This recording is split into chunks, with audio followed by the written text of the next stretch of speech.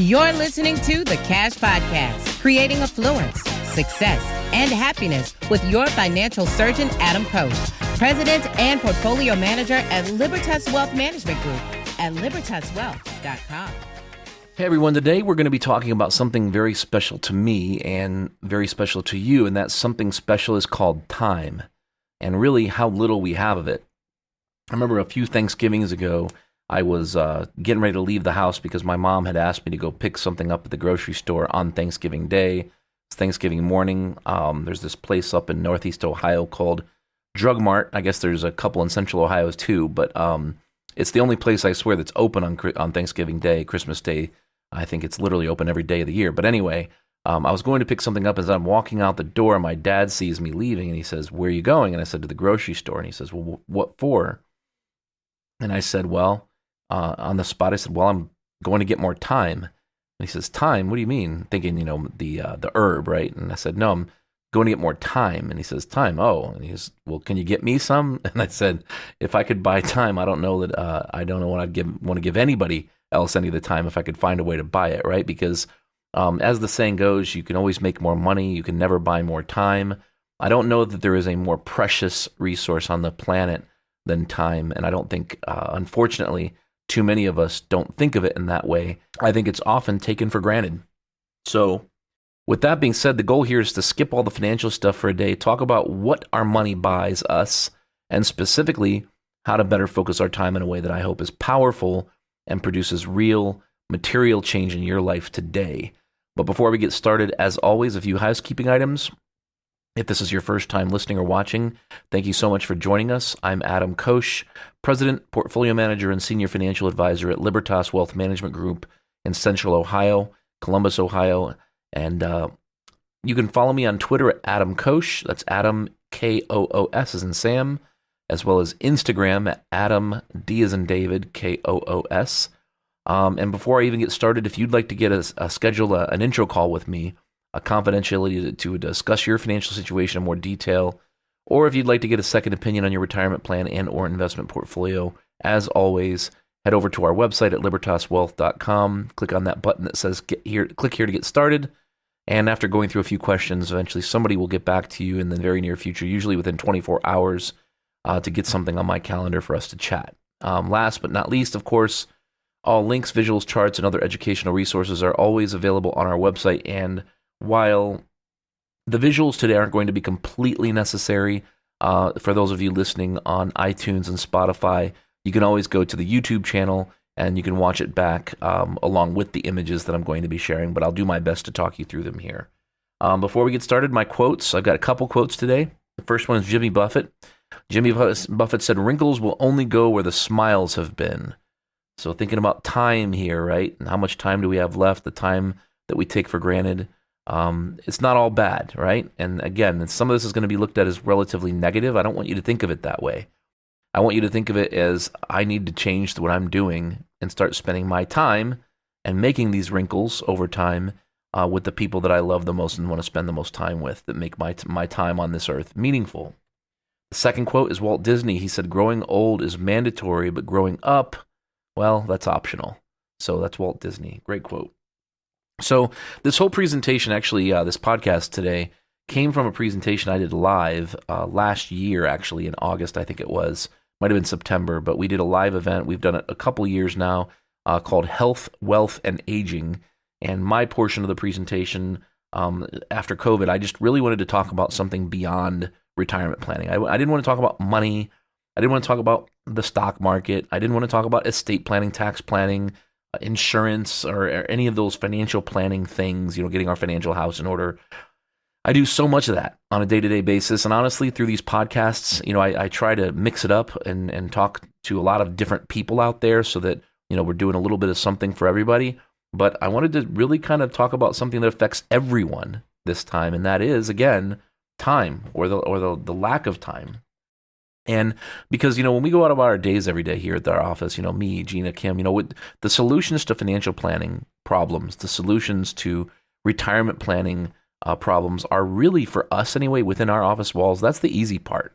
We can take any situation, however big, however small, however complicated, And we can figure something out. We can always create a solution. Some take more time than others, but I think what happens is because, and we joke, this is why we have a job, is that the solutions are perceived as the hard part, when really for us anyway, that's the easy part. The hard part is getting people to actually enjoy their retirement. Especially after they quit working, and they ideally quit working when they'd like to have the choice to.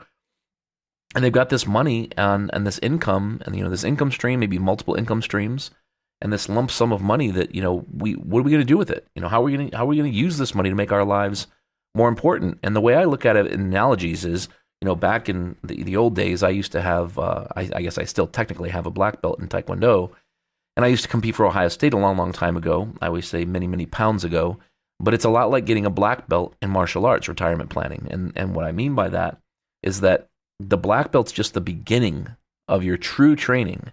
When you go through white belt, yellow belt, green belt, you go to your, every school has different types of belts, but generally speaking, you go through green, you go through your blue belt, red belt, and eventually get your black belt. And I think a lot of people think the black belt's the destination, when in reality, it's not the destination, it's the beginning. You've gone through the basics, now it's time to go through the real training in martial arts. And that's the same way. You spent your whole life, you've started your career, you had kids, you raised kids, you've gotten them launched, and now you're retiring, and now it's time to actually enjoy the fruits of your labor and really start enjoying life. Because as one of my good friends, I've got a quote here. I'll share in a second. I'll share a quote that my friend Colin Egbert, he's been friends of mine more than half my life, is that it's not about the money. And I don't want to tease you here, but I'll share that quote in a second. But another analogy here, it's like training for a marathon. That's retirement planning. It's training, buying the shoes, eating the right food, prepping for race days, stretching, all the short days, long days, rest days. At the end of the day, when you get to that starting line, that's the beginning. It's not the end. It's not the destination. You've still got a really long race, and hopefully the weather's good. That's the stock market, by the way. And hopefully you've got the wind at your back the entire time. Hopefully it's downhill the whole way, right? But that's not reality. But still, all the time you spent planning for retirement, saving for retirement, that's the training now in this analogy. Now it's race day. You're done. It's time to start enjoying life when you're done working. How are we going to do that? And so I think Yoda said, "Much to learn, you still have," right? Or "Much to learn, you still have." That was the best impression I could do of Yoda. So the quote of the day, for financially anyway, my friend Colin, who I met back in 1998, I think. He said to me once, he said, "Money's not the root of all evil. Money is a unit of choice. The more units you have, the more choices you have." And I can't count the number of times I've repeated that quote over the years, because it's so true. Because once we get to retirement, and once it's actually time to start enjoying the fruits of our labor, whether that be because we worked our butts off doing manual labor our entire lives, and we've got a pension, maybe Social Security, and we've got a nice lump sum that we're going to live off of.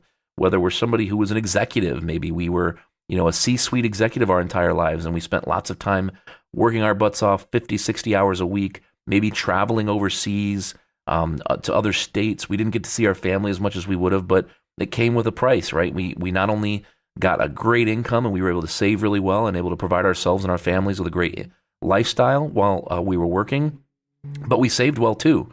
And now it's time to enjoy those fruits of our labor. If you're a business owner and you've spent your whole life working 50, 60, 70, 80 hours a week, and now it's time to sell your company, or you've already sold your company, or you're looking to sell your company, and it's time to see how this company is going to provide the life for you after retirement, after exit, so that you can live the life you've always wanted to live without all the stresses of owning a business.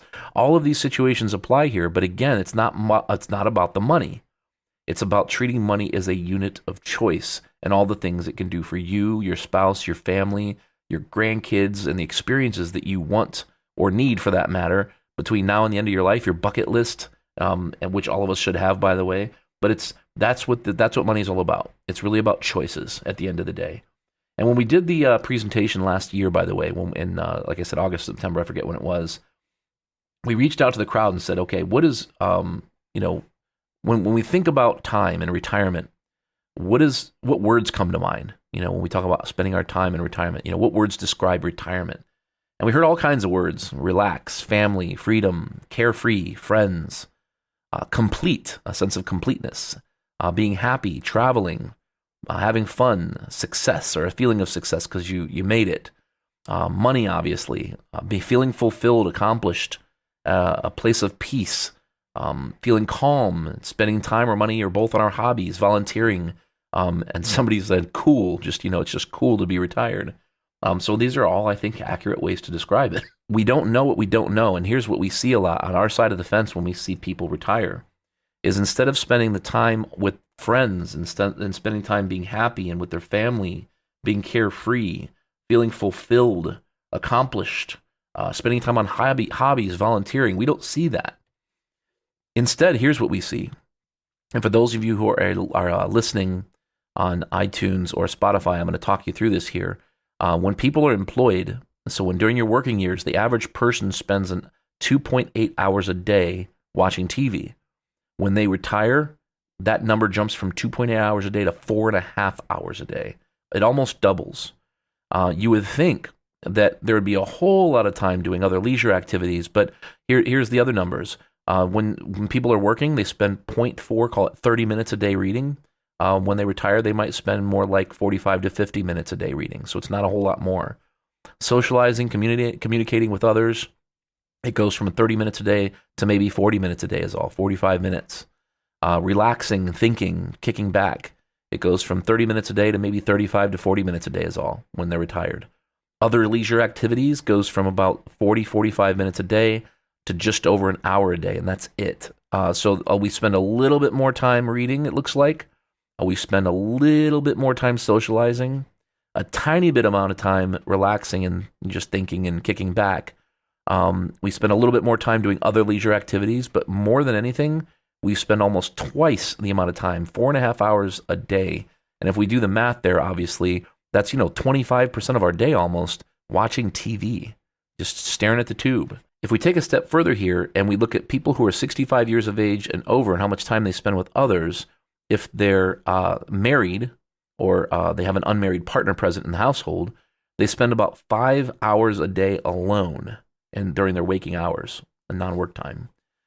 If they are unmarried and there's nobody in the household, it's 10 hours a day alone, which is a lot of time. With their spouse, maybe 7 hours a day approximately, so that's not bad. But 5 hours alone, 7 hours with their spouse or partner, unmarried partner in the house. If it's, what about time with their family outside of their spouse? Well, if it's 1.5 hours roughly versus 2 hours for a family with or individual who has no spouse at home. Time with friends, 30 minutes for married people versus 45, 50 minutes for those who are single or unmarried with no partner in the home. Those time with non-relatives, so think friends here, 30 minutes a day for people who are married or have an unmarried partner in the household, so basically companion, versus almost an hour, call it 50, 55 minutes for those who are single or have no spouse in the home.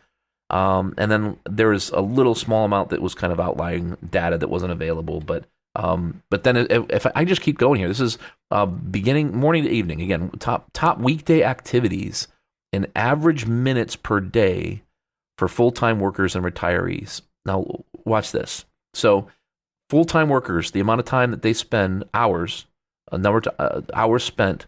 I'm sorry, let me back up.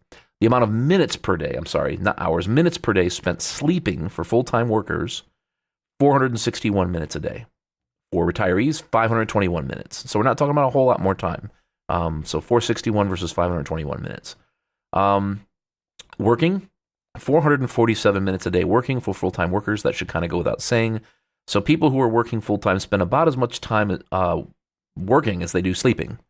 But when you look at retirees, they spend 223 minutes a day on TV and movies. And that's compared to people who are working, they spend about 97 minutes a day. So an hour and a half a day, versus 223 minutes. Eating and drinking for full-time workers, 67 minutes versus 90 minutes, we'll call it, for retirees. And then the time goes down from there, and it's not nearly as important. But what I really want to focus on is, again, just the immense amount of time that's spent on watching television when people quit working and when they retire, as opposed to spending time with their friends, family, and people they love and enjoy spending their time with, where they get lots of good emotional value out of the relationships as opposed to with the television. This is another a graph we're looking at here. This graph basically shows that based on age at the bottom and the amount of minutes spent throughout the day, you can see in the beginning when somebody is 15 years of age, they spent no time with a partner because they're not married, obviously.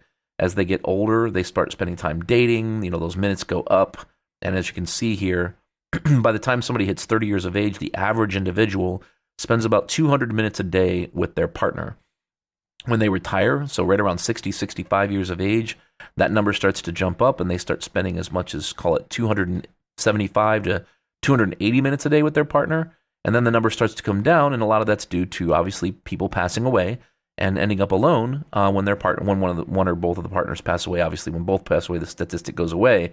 But when one partner passes away, obviously you can't spend time with that person because they're gone, right? What's more importantly here is when you look at the statistic of time spent alone, and this is the one that's just kind of scary. So 200 minutes a day, time spent alone for a 15-year-old. When you look at a 40-year-old, probably 275 minutes a day spent alone. When you get up into your 50s, that number jumps to about 350 minutes. When you get to your 60s, it's over 400 minutes a day, and it's just off the charts. It just keeps going up and up and up from there over time until you're well over, almost at 500 minutes a day time spent alone when you're in your 80s. And then, time spent with family, with your kids, with friends, coworkers. It's just kind of a sad statistic. Again, when you look at time spent with family, it starts at around 275 minutes a day when you're 15 years old. But by the time you are 25 years old, it's under 100 minutes a day. And throughout your 30s, 40s, 50s, 60s, it pretty much flatlines right around 75 minutes a day, give or take, call it 10 minutes. And that's it. Time with kids, you can imagine a whole lot more time during your child rearing years. By the time you hit your mid-50s, that number is less than 100 minutes a day. And we'll get to a big stat here in a minute having to do with kids specifically. Time spent with friends, not enough. I'm just going to say that. Kids spend the most time with their friends. Once you hit 20, 25-ish, that number drops to below 100 minutes a day from about 140 minutes. And now all of a sudden, it's just less and less time with friends. And obviously coworkers who can also be friends, that number drops off once retirement age hits. So all these numbers, that's the graph I just showed those watching on YouTube is a combined graph. This separates it out to kind of see each situation separately. So if you want to pause here, feel free to do that. But I'm going to move along and skip to the next section here because this is the big stat. Don Felker, Tim Ferriss, they said that 93% of the time that you have spent with your kids will have been over with by the time they hit 18 years of age. Let me say that one more time. By the time your kids hit 18 or you're 18, the amount of time you spent with your parents, or if you're a parent, the amount of times you spent with your kids, 93% of the time has gone by already. So if you're a kid or a young adult, then the way you have to look at this is that 7% of the time that you're going to spend with your parents is going to be spread out between now and when they're gone. Not when you're gone, obviously, because presumably they will pass away before you. But you get the point here.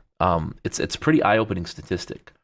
And when you look at these things, and I've got all my sources down here, waitbutwhy.com did some really great statistics showing a 90-year human life in years. Just looking at these little diamonds here, you can see, that's it. That's a 90-year life. When you look at average life expectancy, it's different depending on country, gender, but this is 90 years. And I just decided to mark off, where I'm at in my 90-year life and kind of where I'm at. And it was mind-blowing to see it visually. Do it for yourself. Take X's and cross off that previous chart. If I back up here, print this up right here, do a screenshot, print it up, and then cross your years off and see where you're at. This is a 90-year human life in months, and you can get crazy and start crossing off months here. That might be a little labor intensive, but you get my point. It's when you start looking at months and seeing how many months you have left, it really kind of gets interesting. For instance, I at 44 years of age, I've got maybe 46 winters left if I live till 90. I mean, I hope I live till 90 and beyond. We'll see what happens, but 46 winters left. That's what I've got left. I'm going to vote in 12 more presidential elections, but that's about it. That's me making it to 90 years of age. Think about yourself and how many elections you have left. How many Olympic games do you have left, for instance? The average age of, if you're 30 years of age, the average age of your parents is 57 years of age. And that's, again, if you're 30 years of age. And the amount of time that you have left with your parents is 18 years, which only accounts for about 24% of the life they have left. But it's not that simple. It seems simple, but that's not the full story. The full story, we have to go further than that because we're assuming 90 years of age first and foremost, where in the US, the average life expectancy is 79 years of age. Germany, it's 81. Japan, it's 84. In Brazil, it's 75 years of age. So we're assuming people live to 90 here. I'm saying, I'm hoping we live to 90, but the average life expectancy is actually less than that. So it's less than 24% of the time that your parents have left if you're 30. And obviously, if you're older than you're talking about your parents, that number, that percentage gets even smaller. And of course, if you're the parent and you're thinking about the time you have left with your kids, your time is much, much smaller as a percentage.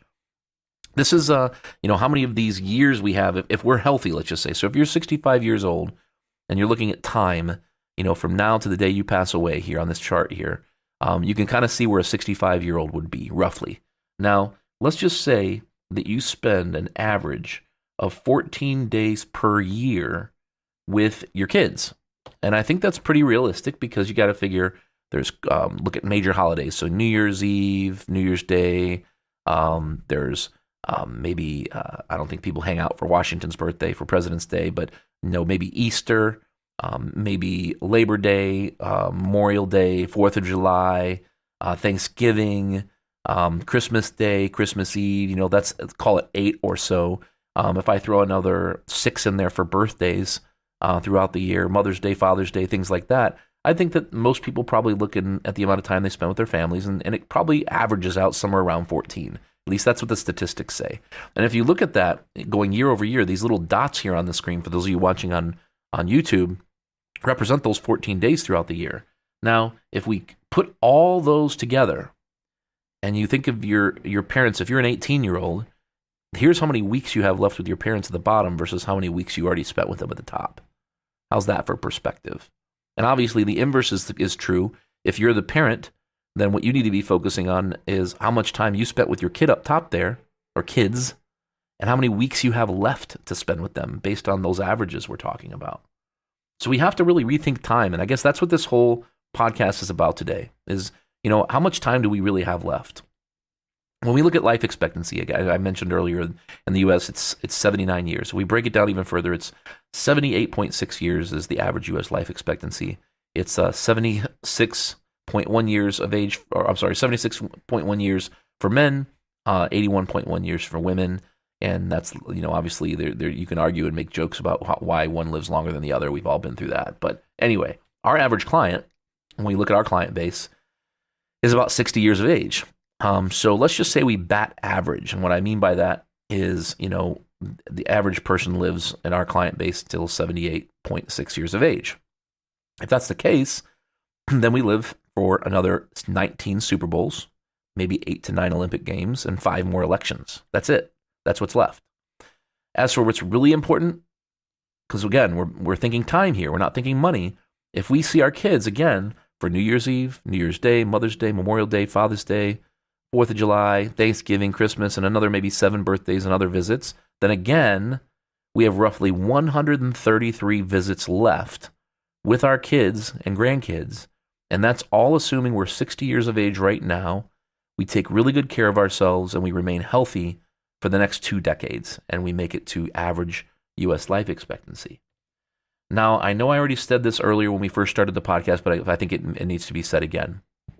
The point of this whole thing is not to be depressed by these numbers and not to get all down in the dumps. It's to understand them, the power of this data, so that we can spend more time with the people we love while we're still around, as opposed to being somebody who unfortunately never had the opportunity to be impressed with these numbers, call it good or bad, and change what you're doing and how you're behaving so that you do spend time with the people that you care the most about, with the people that matter.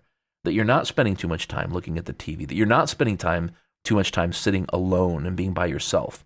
Now, if you're a loner, by the way, I should say this also, it's okay being alone. I mean, I talk to people all day long, and I got to be honest, it's nice sometimes just to be. One of my favorite things to do is when a storm rolls in to go outside with a cocktail and sit by myself and let the rain come in and watch the clouds and watch the thunderstorm. It's amazingly peaceful.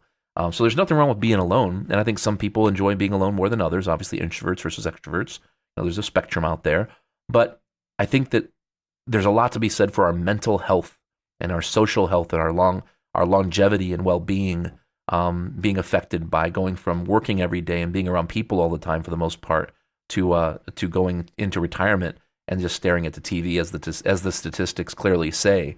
And I think COVID probably made this even rougher on a lot of people, and I'm sure some of you already thought of that as you're probably listening or watching this as we've gone along here.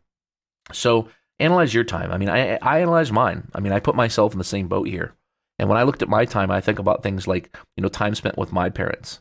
I used to go visit my dad, every day almost, coming home from school and hang out with him, hang out with his staff. That was kind of where my dream to start my own business started, was from visiting my dad and watching him run his company, as an optometrist. But I think about how many father-son trips do I have left? I'm taking my dad on a trip this fall. How many, he and I both like having bourbon and scotch and whiskey and hanging out together. We installed a boat stereo on their boat out at Buckeye Lake. How many opportunities do I have to have these kind of one-on-one opportunities, with my dad? And there's not enough. I'll just start by saying that. But how many birthdays, Thanksgivings, Christmas days, Father's Days, Mother's Days, Buckeye games, Browns games, and air shows and things like that I love doing do I have left with my dad or my kids? My kids turned 13 and 10 this year. Karsten's 13, Camden's 10 years of age. So how many books am I going to read with them? How many cuddles am I going to get? Karsten won't hold my hand much anymore, but Camden, he still holds my hand a little bit here and there and jumps in my lap every morning before school in the summer before I go to work. He's always jumping in my lap. But how much of that's left? I have to keep that in mind. How many one-on-one car rides to golf, tennis, taekwondo practice where we get to just talk about, stuff. It doesn't even matter what that stuff is, but just have great conversations. And again, I know I've said it 3 times already, but how many birthdays, Thanksgivings, Christmases, Father's Days, Mother's Days, Buckeye games, Brown games, and air shows do I have left with them, with my kids? Because Karsten is going to be 18 in 5 years. We saw the statistics. We saw that 93%, I think it was, percent of my time was spent with my kids will be over by the time Karsten hits 18 years of age. Camden's 10. He's going to be 18 in 8 years, obviously. That's easy math. So, think about it. How much time do you have left? And what are you going to spend that time doing? And who are you going to spend it with? And I always like to end my big live presentations that we do, because I don't usually do this with podcasts or screencasts, but this one's important. And I think I have to end it this way, like I do all of our live educational presentations we've ever done. And since I think when I first started, the first one I ever did, I think was like 04 or 05 or something like that. But the quote that I love ending with goes like this. It's a Chinese proverb, and it says, "If you know, but you don't act, then you don't know." And all I'm suggesting is after hearing this today, seeing this today, all I'm suggesting is now you know.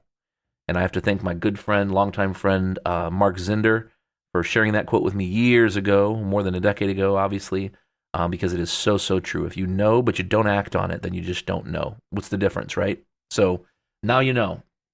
So with that all being said, that's it for today's show. Please feel free to share this episode with as many friends and family as you can. Obviously, we didn't talk about any money stuff today. We didn't talk about retirement planning, portfolio management, the stock market. We didn't talk about any of that stuff today. But just remember that you never, ever have to be a client to ask a question. But if you'd like to discuss your personal financial situation further, feel free to reach out, shoot us an email, go to our website at libertaswealth.com. There's a little button that'll pop up at the bottom that says click here to get started. You'll answer a few questions, and then within 24 hours, somebody will reach out to get an intro call set up on our calendar. Be sure to subscribe on iTunes and YouTube and Spotify. And remember, you can sign up at libertaswealth.com, not only to get these updates, but you can also get access to our screencasts, videos, and articles that we write and send out to our clients delivered as soon as they're released, and they'll hit your email inbox instead of having to look for them online. Be sure to follow us on Facebook at facebook.com/LibertasWealth. I'm also on Twitter at Adam Koos is my handle, Adam Koos. I'm also on Instagram at Adam D as in David, Koos. And as I always say, there's thousands of podcasts out there, and they're growing by the day. and you chose to give ours a listen today. So thank you so much for joining us, and we'll see you next time. Thank you for listening to the Cash Podcast with your financial surgeon, Adam Koos. To see any charts or images that were mentioned in this show, or to check out additional articles, videos, and other educational resources, head over to libertaswealth.com.